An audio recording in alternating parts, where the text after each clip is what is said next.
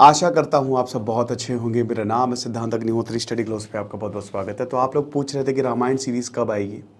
Second जो lecture है वो सर अभी तक आया नहीं। पिछले महीने मैंने पहला लेक्चर लिया था। रामायण एक अलग तरीके से पढ़ा रहा हूँ मैं। सारी रामायण के संस्करण मैंने पढ़े हुए हैं। अगर आपको पढ़नी है तो सी राजगोपालाचारी की रामायण बहुत बढ़िया है। उन्होंने तुलसीदास और वाल्मीकि रामायण को कंबाइन करके और कम्बन को भी बहुत बढ़िया तरीके से उन्होंने समझाया है। तो एक तो मेरी थोड़ी तबीयत सही नहीं है, कोशिश करूंगा कि अभी तो चलो एक महीना मैं थोड़ा व्यस्त था इसलिए नहीं ले पाया रामायण पे लेक्चर, लेकिन कोशिश करूंगा कि जो जब दशहरा, अभी दशहरा आने वाला है, तब तक 10 के 10 लेक्चर्स में कंप्लीट कर लूँ। ये दूसरा लेक्चर है। तो अब हम बात करेंगे किस तरीके से माँ सीता से भगवान राम का स्वयंवर हुआ। पिछली बार हमने क्या देखा कि कैसे भगवान राम और लक्ष्मण, उनका जन्म होता है। दशरथ फूले नहीं समाते, विश्वामित्र की कहानी देखी हमने, किस तरीके से विश्वामित्र का जो ईगो है वो हर्ट हुआ और कैसे उन्होंने गुरु वशिष्ठ के साथ ईगो के चक्कर में लड़ाई की। त्रिशंकु की कहानी देखी, असुरों का संहार देखा। तो वो आप देख सकते हैं, वो लेक्चर मैंने ऑलरेडी लिया है। डिस्क्रिप्शन और कमेंट बॉक्स में मैं लिंक दे दूंगा।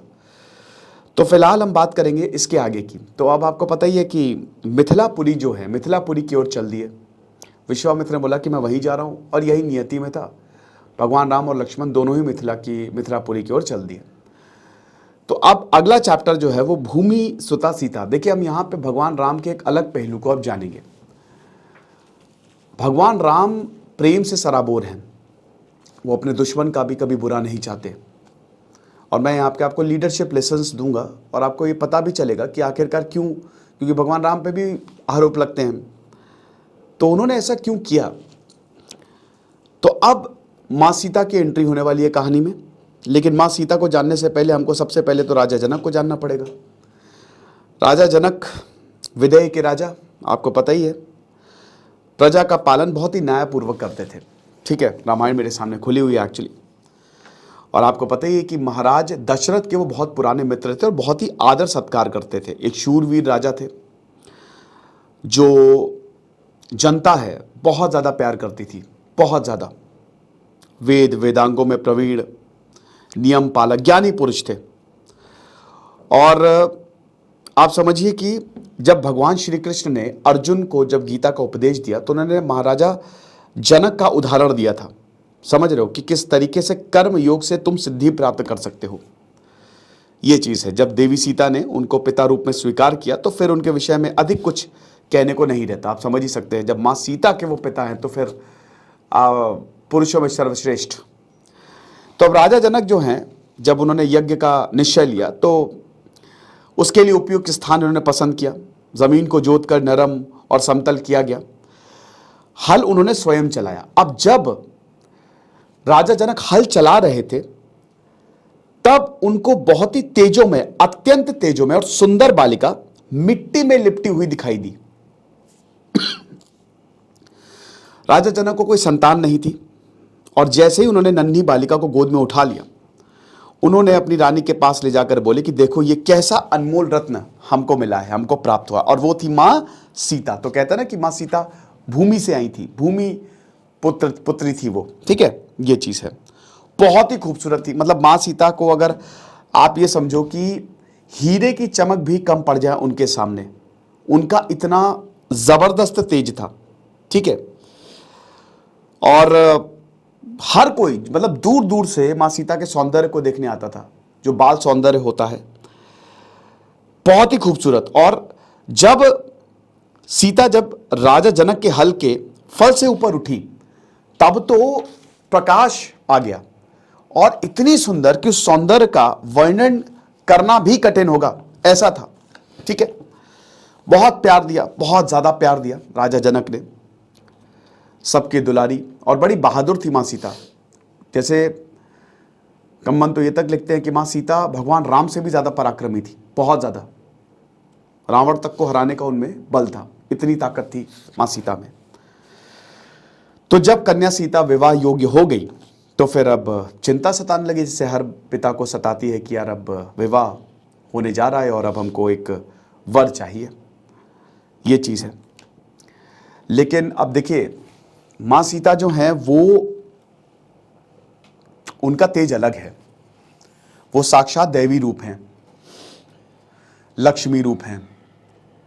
तो अब बात यह है कि मां सीता को जो वर मिले वो उन्हीं के लेवल का हो। अब इसके लिए क्या किया जाए? इसके लिए कोई उपाय खोजना पड़ेगा। उस समय स्वयंवर होते थे, अभी भी होगा। तो वरुण ने राजा जनक को तूणीर सहित एक रुद्र धनुष उपहार में दिया था, जो भगवान शंकर का धनुष था, रुद्र धनुष था। इस रुद्र धनुष को शक्तिवान, तेजस्वी और अति बली पुरुष ही हिला डुला सकता था। मतलब आप ये समझो कि इतना बड़ा वो, मैं 20 फीट का, खली को दुगना कर दीजिए, इतना बड़ा वो धनुष था और इतना भारी था कि आप उसको देखेंगे ना तो देखने से ही वो नहीं उठेगा, इतना ज्यादा क्योंकि वो भगवान का धनुष था। ठीक है, तो तब यहां पे राजा जनक को ये बिल्कुल सही चीज मिल गई और उन्होंने कहा कि ये, मतलब इन्होंने घोषणा की कि जो कोई राजकुमार इस दैवी रुद्र धनुष को उठाएगा और उसे झुकाकर इसकी प्रत्यंचा चढ़ा देगा, ठीक है ना, झुकाएगा ऐसे, प्रत्यंचा को चढ़ा देगा, यानी कि धनुष टूटेगा, तो उसी के साथ मैं सीता का जो है वो परिग्रहण, मतलब सीता का जो है विवाह कराऊंगा। ठीक है, तो राजकुमारी सीता की ख्याति सब जगह फैली हुई और उनके पाने की इच्छा भी। हर राजा राजकुमार जनक के दरबार में आए, किंतु जैसे ही कोई राजा आता, पूरी सभा लगाई गई, स्वयंवर हुआ। अब कोई भी राजकुमार आ रहा है, वो खाली धनुष को देखता और वो धनुष इतना भारी भरकम था कि बोल देता भैया हमसे ना हो पाएगा। वो धनुष को उठाने की कोशिश ही नहीं करते, क्योंकि बेइज्जती भी हो जाती ना बहुत ज्यादा। भाई बेटर है कि आप विड्रॉ कर जाओ, लेकिन अगर आपने उसको काम किया और नहीं हुआ तो पूरे सभा में आपकी बेइज्जती होगी, मजाक के पात्र बनेंगे कि भैया धनुष उठाने चले थे, इनसे हुआ नहीं। तो ये बड़ा, लेकिन अभी तो भगवान राम का जो आना है वो बाकी है। अहिल्या का उद्धार। अब भगवान राम मिथिला की तरफ तो चले गए, लेकिन उससे पहले अहिल्या का उद्धार। अब अहिल्या की कहानी हम समझेंगे। देखिए, विश्वामित्र के सब सहयात्री विशाला नगरी में ठहरे थे। दूसरा दिन सुबह हुई और सुबह होते ही वो मिथिला की ओर चल पड़े। विश्वामित्र, उनके साथ जितने भी साथी थे, और भगवान राम और लक्ष्मण। तो जब जनक की राजधानी थोड़ी ही दूर रह गई, तब एक रमणीय आश्रम देखा उन्होंने, और आश्रम बहुत ही खूबसूरत था, बहुत ही खूबसूरत। अब श्री राम ने विश्वामित्र से पूछा कि कोई तपस्वी यहां पे क्यों दिखाई नहीं दे रहा है? मुनि कहने लगे, तुमने ठीक प्रश्न किया। यहां का वृतांत तुमको अवश्य जानना चाहिए। यह आश्रम ऋषि गौतम का है और यह आश्रम श्रापित है। तो भगवान राम ने पूछा, अरे ऐसा क्यों?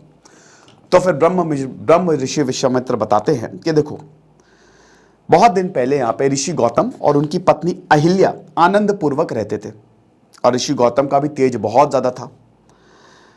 तप, यज्ञ, कोई रुकावट ना आए, लगातार इसमें लीन रहते थे वो। लेकिन एक दिन उनके घर में एक दुर्घटना हो गई। अब वो दुर्घटना क्या थी? अहिल्या का रूप जो है वो तीनों लोकों में प्रसिद्ध था। ठीक है, अब भैया जब इन तीनों लोकों में प्रसिद्ध था, तो भगवान इंद्र जो है उनकी थोड़ा सा जो है वो डगमगा गया, उनका जो चरित्र है। तो एक दिन जब ऋषि कुटी से बाहर थे, तो इंद्र जो है वो ऋषि गौतम का रूप धर के आश्रम में आ गए। अब उसके बाद अहिल्या से उन्होंने अपनी कानिच्छा प्रकट की। आप समझ रहे हो ना कि पति बाहर गया है और देवता पति का रूप धर के आ गए हैं, तो पत्नी तो सोचेगी, समझेगी कि ये मेरे पति हैं। लेकिन अहिल्या को पता चल गया कि ये मेरे पति नहीं है, क्योंकि वो भी बहुत ज्ञानी थी, ये देवेंद्र हैं, ये मुनि नहीं है।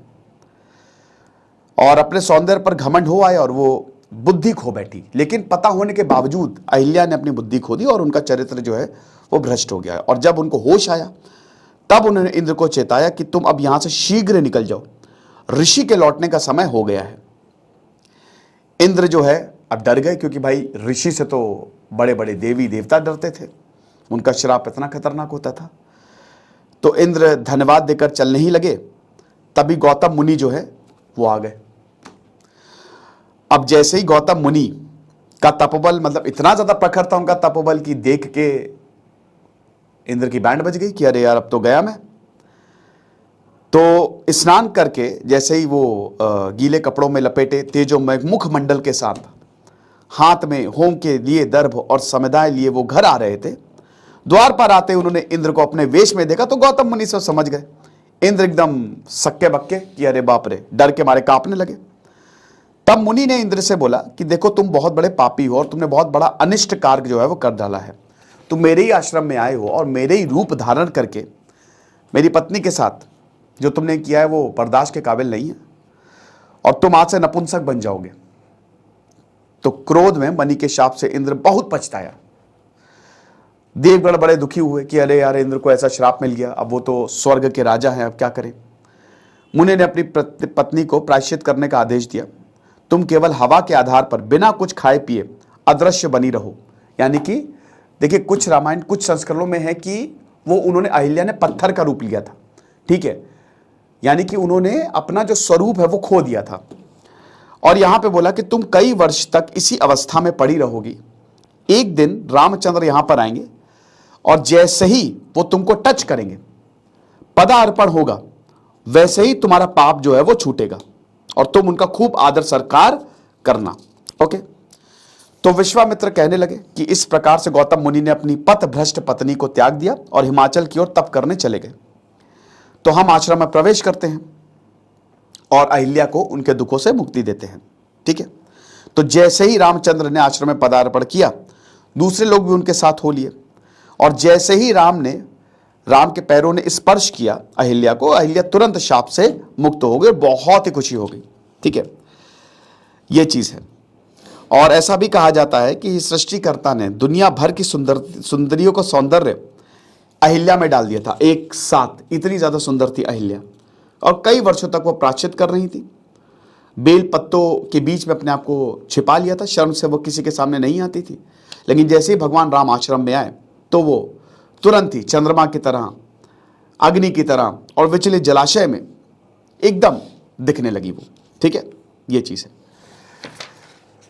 अब अहिल्या के उद्धार के बाद भगवान राम जो हैं वो मां सीता से मिलने चल दिए, मिथिला की ओर चल दिए। तो यज्ञ की बड़ी धूमधाम हुआ जो राजा जनक ने किया था।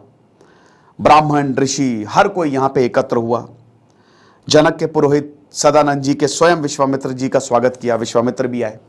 और जैसा कि हमने बताया कि जैसे ही ये कार्यक्रम शुरू होता है वैसे ही तरह तरह के राजकुमार आए, लेकिन पहले से उन्होंने हथियार डाल दिए कि भैया हम नहीं उठा पाएंगे। तो अब चिंता तो होने लगी जनक को कि राजा जनक को कि यार कैसे होगा ये, मतलब कोई राजकुमार आ ही नहीं रहा है। तभी जब उन्होंने विश्वामित्र को देखा तो बड़े खुश हुए वो, और जनक ने विश्वामित्र जी से कहा कि यहाँ पे आपका जो आगमन है उससे मैं बहुत ही अहोभाग्य मानता हूं, मेरा भाग्य है कि आप यहाँ पे पधारे हैं। और ये दोनों कुमार कौन है जो सूर्य की तरह जगमगा रहे हैं, जिनका तेज सूर्य से भी ज्यादा है, देवलोक वासियों जैसे तेज वाले यह राजकुमार कौन है? वो भाग्यशाली पुरुष कौन है जो इनका पिता है? तो विश्वामित्र ने राम लक्ष्मण का परिचय दिया और बोला कि ये दोनों सम्राट दशरथ के पुत्र हैं। दशरथ और राजा जनक की दोस्ती बहुत गहरी थी, बहुत खुश थे दोनों लोग, और कहीं ना कहीं राजा जनक मन में चाह रहे थे कि मेरी पुत्री का विवाह इन्हीं के साथ हो। मैं इन दोनों को अपने यज्ञ की रक्षा के लिए अयोध्या से लाया था और इन्होंने राक्षसों का संहार किया। तो जनक ने विनयपूर्ण उत्तर दिया कि मुनिवर राजकुमार राम उस देवी धनुष को उठाकर उस बाढ़ पर चला सकेंगे। क्योंकि देखिए हुआ क्या ना कि भगवान राम तो भगवान थे, लेकिन किसी को पता तो था नहीं। और भगवान राम अब ऐसा भी नहीं कि बहुत ही ज्यादा एकदम हट्टे कट्टे भीम जैसे दिखने में, नहीं, वो एकदम एक साधारण राजकुमार की तरह, तेज बहुत ज्यादा था। तो थोड़ा सा लोगों को शक हुआ कि यार ये कैसे, मतलब क्या वाकई में ये धनुष को उठा पाएंगे? कुछ लोग मजाक भी उड़ाने लगे, कोई बात नहीं। तो अब भगवान राम की बारी आई और राजा जनक ने बोला कि अभी तक कई राजा और राजकुमार निराश होकर लौट गए हैं। राम अवश्य धनुष को देखें और मैं अभी रुद्र धनुष को मंडप में मंगाता हूं। तो जब रुद्र धनुष मंडप में आया, बहुत बड़े संदूक में यत्न पूर्वक रखा गया था। आप समझिए कि 8 पहियों वाले एक बड़ी सी गाड़ी में लदवाकर और तकरीबन 1000 के करीब लोग इस धनुष को लेके आ रहे थे बड़ी मुश्किल से। वो इतना भारी धनुष था, ठीक है। और उसमें जो 1000 लोग थे ना वो बड़े बलशाली थे, मतलब टॉप योद्धाओं को बुलाया था कि भाई, क्योंकि वो धनुष हिलता ही नहीं ऐसे। तो रथोत्सव के समय जैसे रथ को खींचा जाता था उसी प्रकार खींचकर सभा मंडप में ले आए। अब फिर बोलते हैं कि ये है रुद्र धनुष, ये हमारे कुल देवता भगवान शंकर महादेव जी का है। तो सीता को पाने की आशा में कई राजा आए, तीर चढ़ाने की कोशिश की, असफल, नॉट पॉसिबल, सब हार मानकर चले गए। और जनक ने सबके सामने सभा में कहा ये कि राम की इच्छा है तो ये प्रयत्न करके देखें। तो कुछ लोग कहने लगे कि अरे ये लड़का छोटा सा है, ये कहाँ, हम इतने बलशाली, हमने इतने राज्यों को जीता, हमने इतनों को हराया, हमारे पास इतना बल है, हम कहाँ और ये कहाँ। थोड़ा हंसने भी लगे लोग, लेकिन भगवान राम तो राम है। विश्वामित्र ने राम को आशीर्वाद दिया और बोला कि जाओ संदूक खोलो, धनुष का प्रदर्शन करो। गुरु की आज्ञा पाकर रामचंद्र उठे, संदूक खोलकर धनुष का दर्शन किया, उनको प्रणाम किया धनुष को। फिर विनय पूर्वक पूछने लगे कि क्या मैं इनका स्पर्श कर सकता हूं, क्या इसे उठाकर इस पर प्रत्यंचा चढ़ाने की मुझे अनुमति है। जनक और विश्वामित्र ने बोला, आशीर्वाद दिया, बोला कि तुम्हारा कल्याण हो। अब सब देख रहे हैं, एवरीवन इज वॉचिंग कि क्या ये वाकई हो पाएगा। तो भगवान राम ने ऐसे स्पर्श किया और ऐसे उठाया जैसे आप समझो कि मैं पेन उठाता हूं। उन्होंने उस धनुष को एक हाथ से, मतलब इतना भारी भरकम धनुष, श्री रामचंद्र इतनी आसानी से, कोई जैसे पुष्पमाला हो, वो इतनी आसानी से, सबके सब अरे सब सन्नाटे में आ गए। तब सबने भगवान राम के सामने, श्री राम के सामने हाथ जोड़ लिए कि ना ना, ये दैवी हैं, ये भगवान है, ये स्वयं विष्णु है। और तुरंत उन्होंने प्रत्यंचा भी लगा दी। और जैसे ही, क्योंकि प्रत्यंचा लगाया तो धनुष को नीचे किया, ठीक है, और प्रत्यंचा से बांटी तो धनुष बीच से टूटा। और जैसे ही टूटा बहुत कड़ाके की आवाज सुनाई देती है और समझिए कि एक बिजली सी कड़की आसमान में। जितने भी देवी देवता हैं उन्होंने पुष्प बरसाना शुरू किया, पुष्प वर्षा की। और जनक ने कहा, राम मेरी प्राणों से भी प्रिय सीता अब तुम्हारी है, अब तुम सीता को ले जाओ, ये बोला। विश्वामित्र बोले कि अब दूतों को शीघ्र ही दशरथ के पास अयोध्यापुरी भेज दीजिए। अरे दशरथ को, राजा दशरथ को तो बताओ कि विवाह हो गया है श्री राम का। तो दूत भेजे गए। अब जब दशरथ को पता चला, ठीक है, क्योंकि देखिए राजा दशरथ, मैंने बताया था जब विश्वामित्र आए थे तो राजा दशरथ बहुत डरे हुए थे कि मैं अपने भगवान, मतलब अपने जान से प्यारे राम को कैसे भेज दूं। लेकिन जैसे ही जब पता चल गया, अरे स्वयंवर हो गया और जनक की पुत्री के साथ, वो फूले ना समाये, वो इतना खुश हुए, इतना खुश हुए कि क्या बात है, और बहुत खुश। और राजा दशरथ जो है वो बड़े ठाट बाट के साथ मिथिला में आए। जनक के बहुत अच्छे दोस्त थे, बहुत बढ़िया तरीके से स्वागत किया। और यहां पे देखिए कितनी बड़ी बात है कि सीधा सीधा ये बोल दिया कि विवाह संस्कार जो है वो शुरू किया जाए और आपकी सम्मति चाहता हूं। तो राजा दशरथ ने क्या उत्तर दिया, देखिए आज बहुत इंपॉर्टेंट है। राजा दशरथ ने बोला कि कन्या के पिता को ही सब कुछ निर्णय करने का अधिकार है, आप जो कहेंगे वही होगा। आज क्या होता है, आज के जमाने में कन्या का पिता से भीख मांग रहा होता है, दहेज 1 लाख कम है, वो देखिए लज्जा पिक्चर, वरना उठ जाएंगे हम, है ना, यही होता है आजकल। लेकिन भगवान राम कितनी बड़ी सीख दे रहे हैं रामायण से। आपको क्या सीख, दशरथ खुद बोल रहे हैं कि देखिए जो लड़की वाले कहेंगे, जो आप वही होगा, समझ रहे हो। तो इस तरीके से अपने प्राणों से भी प्यारी पुत्री को राजा जनक ने श्री रामचंद्र के हाथों सौंप दिया। अब यहां से रामायण शुरू, असली, मतलब अभी भी रामायण चली रही है, बट अब विपत्तियां आएंगी। परशुराम, भगवान परशुराम, जिनसे क्षत्रिय, अगर वो कितनी, मतलब समझिए कि अगर 1000 किलोमीटर पे पता चल गया कि परशुराम आ रहे हैं तो क्षत्रिय अपना ठिकाना बदल देते थे, ऐसा हिसाब किताब था। तो अब राजा दशरथ, भगवान राम, मां सीता, लक्ष्मण, विश्वामित्र सब जो है वो वापस आने लगे, ठीक है। अब श्री राम अवतार में विश्वामित्र का भाग जो है वो यही समाप्त हो जाता है। रामायण में सबसे बड़ी बात यही है कि इसमें कंटिन्यूएशन आपको देखने को नहीं मिलता है। मतलब जैसे अब विश्वामित्र आपको आगे नहीं देखने को मिलेंगे, विश्वामित्र का भाग यही समाप्त हो गया। तो कहानी में आपको, क्योंकि आज क्या क्या होता है ना कि मतलब बार बार रिपीटेटिव होता है, नहीं, यहां पे जिनका रोल है खेल खत्म उनका। ओके, ये चीज है। अब इसके बाद कहीं नहीं आते। अयोध्या कांड के बाद कैकेयी भी लुप्त हो जाती है। ऐसे ही कैकेयी अयोध्या कांड के बाद आती नहीं। भरत का भी सेम, भरत भी अयोध्या कांड के बाद नहीं आएंगे, बाद में आएंगे वो। तो ये बहुत ही बढ़िया तरीके से जो है वाल्मीकि और तुलसीदास ने इसको फ्रेम किया है। ठीक है, बहुत शानदार तरीके से। ठीक है, इसीलिए रामायण हमेशा नई सी लगती है। जितनी बार भी रामायण बनेगी उतनी बार आप देखने जाएंगे, ऐसा हिसाब किताब है। अब क्या हुआ कि राजा दशरथ और कुल गुरु वशिष्ठ बात कर ही रहे थे, तभी हवा जो है वो एकदम तेज चलने लगती है। वापस आ रहे थे, भगवान राम भी थे रथ पे बैठे हुए, हवा एकदम तेज चलने लगी, पेड़ पौधे जड़ से उखड़ कर गिरने लगे, धरती हिल उठी। सब डर गए कि क्या होने वाला है। राजा दशरथ भी डर के मारे कांपने लगे कि अरे यार।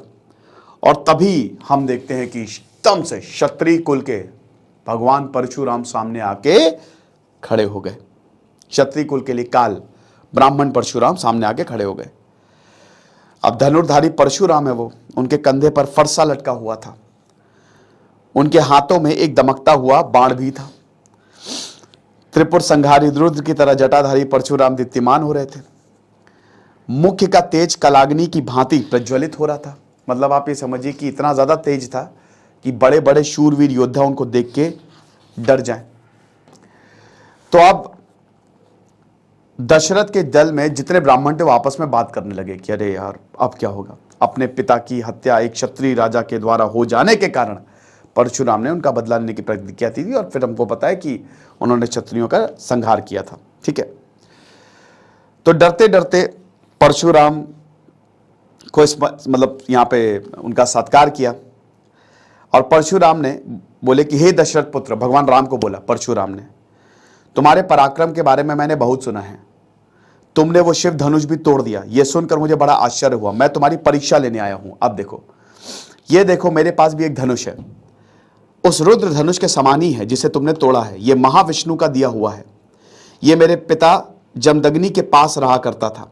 ये लो, बाढ़ भी दे देता हूं, इस पर प्रत्यंचा चढ़ाकर संधान करो। यदि तुम इसे चढ़ाने में सफल ना हुए तो हम दोनों युद्ध करेंगे। अब राजा दशरथ डरने लगे फिर से कि यार अरे यार, परशुराम आ गए, बड़ी मुश्किल से तो मैंने इनको विश्वामित्र परशुराम के साथ, अब परशुराम तो भगवान है, स्वयं भगवान है। तो परशुराम ने डरते डरते थोड़ा सा बोला, परशुराम, राजा दशरथ ने डरते डरते परशुराम से बोला कि आपके साथ क्या लड़ेगा, देवेंद्र को अपना वचन दिया था, आप शस्त्र कभी नहीं उठाएंगे। कश्यप के हाथ में भूमंडल को सौंपकर आप तो तप करने महेंद्र पर्वत चले गए। आपसे वचन भंग कैसे हो सकता है? राम तो हमें प्राणों से भी ज्यादा प्रिय है, इसे कुछ हो गया तो हम सभी क्षण मर जाएंगे। तो भगवान परशुराम ने ध्यान ही नहीं दिया राजा दशरथ पे कि मैं तुमसे बात नहीं कर रहा हूं, मैं भगवान राम से बात कर रहा हूं। तो ऐसा हिसाब किताब था। तो परशुराम फिर बोलते हैं कि महान विश्वकर्मा ने 2 धनुषों का निर्माण किया। दोनों ही महान शक्तिशाली थे। एक तो त्रिपुर संहारी त्र्यंबक शिव जी को भेंट कर दिया, और दूसरे को विश्वकर्मा ने महाविष्णु को समर्पित कर दिया, जो कि मेरे पास है। यह वही विष्णु धनुष है। तो जब महाबली परशुराम ऊंचे स्वर में बात करने लगे तो भगवान राम अपनी विनय वाणी से बोलते हैं कि जामदग्नि सुनिए, आपने अपने माता पिता की हत्या का बदला लेने के लिए बहुतों की हत्या की है, उसके लिए मैं आपको दोष नहीं देता, किंतु जैसे आपने अन्य राजाओं को पराजित किया है, मुझे नहीं कर सकेंगे। कृपा करके अपना धनुष मुझे दीजिए, चढ़ा कर देखता हूं। घमंड नहीं कर रहे हैं, उनको पता था मैं चढ़ा लूंगा, लेकिन उन्होंने कहा मैं ट्राई करता हूं। तो कभी भी अपना बखान मत करिए कि मैं ये कर लूंगा, मैं कोशिश करता हूं, ये it is the right sentence. तो भगवान राम ने परशुराम के हाथ में जो धनुष और बाण था वो ले लिया, और उन्होंने फिर से सरलता से चढ़ा दिया। अब परशुराम देखकर अब बोले कि बताइए ब्राह्मण, अब मैं क्या करूं? भगवान राम बोलते हैं। तो बस परशुराम एकदम वही फ्लैट। परशुराम ने बोला भाई, मतलब जो उनका तेज था वो मंद पड़ गया, और उन्होंने उनको आशीर्वाद दिया कि मैंने तुम्हारी शक्ति का दर्शन पाया है और अब मुझे कोई दुख नहीं है। ठीक है, किंतु तुमसे मैं एक वस्तु मांगता हूं। कश्यप को मैंने जो वचन दिया है उसके अनुसार मैं महेंद्र पर्वत के सिवा कहीं रात में नहीं ठहर सकता। सूर्यास्त से पहले मैं महेंद्र पर्वत लौटना चाहता हूं। इतनी शक्ति देकर मेरे शेष समस्त तपोबल को अपने बाण का लक्ष्य तुम बना डालो। यह कहकर परशुराम ने रामचंद्र जी को प्रदक्षिणी की, प्रणाम किया और वहां से चले गए। ओके, तो ऐसा कुछ था। भगवान परशुराम ने जब भगवान राम को ललकारा क्या मतलब, यहाँ पे ऐसा कुछ मतलब कुछ नहीं, कोई दिक्कत नहीं है, एक तरीके से परीक्षा ही थी। तो अब उसके बाद फिर भगवान राम आ गए अयोध्या और हर कोई माँ सीता का दर्शन पाके बड़ा खुश साथ में रहने लगे, किसी की कमी ना थी। सारा हृदय सीता को उन्होंने, राम ने सारा हृदय अपने सीता को सौंप दिया, ये आप समझिए। और राम के संपूर्ण प्रेम को पाकर माँ सीता जो हैं वो महालक्ष्मी की तरह शोभामान हो गई, है ना। अब बहुत बड़ी बात है कि जब कई वर्षों के पश्चात जब वनवास हुआ तो अनुसुईया ने राम के प्रति सीता के प्रेम को सराहते हुए कुछ शब्द कहे थे, ये आपको सुनने चाहिए। सीता ने उसके उत्तर में यह कहा था कि राम सर्वगुण संपन्न है, मुझ पर उनके प्रेम की तुलना मेरे उनके प्रति प्रेम के साथ ही हो सकती है। उनका प्रेम मैंने सदा सभी अवस्थाओं में एक सा पाया है। ये मेरे पति निर्मल विचारों वाले, इंद्रियों को वश में रखने की शक्ति इनमें खूब है। ये मेरे पति हैं, किंतु मेरी रक्षा भी इस प्रकार करते हैं जैसे माता पिता अपने संतान की रक्षा करते हैं। ऐसे पति के प्रति श्रद्धा और प्रेम करना स्वाभाविक है। तो ये बहुत बड़ी बात है, क्योंकि देखिए यहां पे मां सीता ये बता रही हैं कि पति का प्रेम कैसा होना चाहिए।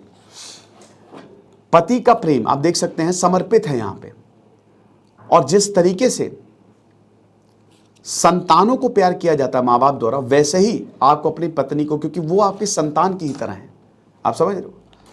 तो ऐसा जो प्रेम है, मतलब आज के युवक और युवतियों को जो अनुसुईया के कहे गए सीता के इन शब्दों पर ध्यान देना चाहिए कि पति दोनों का प्रेम समान होना आवश्यक है। जितना भगवान राम माँ सीता को प्रेम करते थे, उतने ही माँ सीता जो है वो भगवान राम को प्रेम करती हैं, ये चीज़ है। और वैसे ही रक्षा करें पति पत्नी की जैसा माता पिता अपने बच्चों की करते हैं, समझ रहे हो, ठीक है। अब दोस्तों काफी वक्त बीत गया और राजा दशरथ अपने चारों पुत्रों को खूब चाहते थे, लेकिन राम उनके विशेष प्रिय थे। और अब यहां पे क्योंकि अब राजपाट जो है वो सौंपना है, जैसे राम सुंदर थे वैसे उनका आचरण भी था, शरीर से भी उतने स्वस्थ थे। रामचंद्र का जो चरित्र है वो भी निर्मल, मृदु वचन, विद्वता, राजनीति में प्रवीणता, सब एकदम परफेक्ट। तो अब दशरथ भी अच्छी तरह जानते थे कि अब मेरी भी उम्र हो गई है और अब मुझे नया राजा अयोध्या का जो है वो चुनना है। अब मैं भी बूढ़ा हो गया हूं, तो इसी बात पे चर्चा करते हुए सभा बैठी और उन्होंने अपने सचिवों को बुलाया और बोला कि देखो, सब ऋषि मुनियों को सबको आमंत्रित किया और राजा दशरथ ने सबका स्वागत किया और अपनी इच्छा बताई, ठीक है, कि मैं अपने पूर्वजों का अनुकरण करते हुए अपनी पूरी शक्ति लगाकर प्रजा का पालन करता आया हूँ। प्रजा को अपनी संतान समझकर उसकी भलाई का ही विचार मैंने किया, उनके हित के लिए मैंने काम किया और अब अपने बड़े पुत्र राम के हाथों में मैं राजभार सौंपकर यहाँ आकर आराम करना चाहता हूँ। जैसे मेरे पूर्वज करते आए हैं उसी प्रकार मैं भी जीवन के अंतिम दिन वनप्रस्थी में होकर बिताना चाहता हूँ। और राम को तो आप जानते ही, ये सुनिश्चित है, राज्य पालन, नीति शास्त्र और शस्त्र विद्या में इन सबको अच्छी तरह जानते हैं। शस्त्रों के बल को समझने वाले पराक्रमी शीलवान है, उसके हाथों में राज्य सौंपकर मैं निश्चित ही होना चाहता हूं। और आप सभी माननीय राजा और वयोवृद्ध नगर के प्रमुख महाजन इस कार्य के लिए मुझको अनुमति दें। खुश हो गए सबके सब, एवरीवन वाज सुपर हैप्पी कि जैसे ही भगवान राम के बारे में पता चला, मतलब आप समझिए कि प्रजा इतनी खुश, वो सब यही सुनने के लिए ही आए थे कि भगवान राम को अब राजपाट सौंप के राजा दशरथ जो है वो वनप्रस्थ की तरफ चले जाए। तो मतलब एवरीवन वाज सुपर हैप्पी, ठीक है। राजा ने वशिष्ठ और वामदेव से भी पूछा कि अभिषेक के लिए अच्छा दिन कौन सा है, मुहूर्त कब होगा। सब ने मिलकर निश्चय किया कि चैत्र का सुहावना मास, ठीक है, सब जगह पेड़ और पौधे फूलों से सुशोभित होते हैं, ये बेस्ट दिन रहेगा राज्य अभिषेक के लिए, ठीक है। राजा दशरथ ने भगवान राम को बुलाया और राजा दशरथ ने बोला कि मतलब भगवान राम ने कहा कि जैसी आपकी आज्ञा, आप जो बोलेंगे मैं उसका पालन करूंगा, मैं वही करता आया हूं। आप राजा हैं, पिता के अलावा आप राजा भी हैं, ठीक है ना, तो जैसा भी आप बोलेंगे। तो रामचंद्र ने पूछा और बहुत अच्छा हुआ, बहुत, एवरीवन वाज सुपर हैप्पी, ठीक है।